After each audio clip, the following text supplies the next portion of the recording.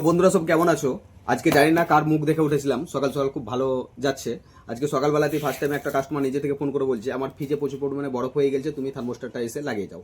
তো গোদরেজের ফ্রিজ আছে আর আমরা নিয়েছি গোদরেজের থার্মোস্টার। আমাদের কাছে নেই, এখানে ওয়ার্লপুল আরবিআই দুটোই নিয়েছি, এক আরবিআই একটা হচ্ছে অপেরা, দুটোর মধ্যে একটা লাগবে। তো থার্মোস্টার লাগাতে গেলে মিস্ত্রিদের কতটা মনে আনন্দ হয় থার্মোস্টার লাগিয়ে, একটা এসি লাগিয়ে যে আনন্দ না হয়, একটা থার্মোস্টার লাগিয়ে কিন্তু আনন্দটা আমরা এই সেই গোদরেজের ফ্রিজ যেখানে প্রচুর পরিমাণে বরফ জমে গেছিলো, আর কাস্টমার কালকেই কিন্তু ফ্রিজটা অফ করে রেখে দিয়েছিল, যে কারণে আমরা গিয়ে থার্মোস্টারটা চেঞ্জ করতে পারি। তো এখানের মধ্যে কোনো বরফ নেই, থার্মোস্টার আমরা ফটাফট চেঞ্জ করে নেবো। আর গোদরেজের থার্মোস্টার চেঞ্জ করা খুব ইজি।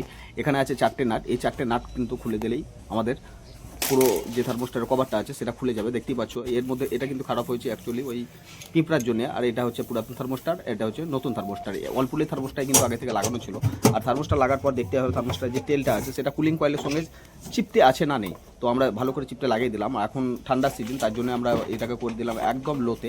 যদি এখনকার মতো টাটা, দেখা হবে পরে ভিডিও।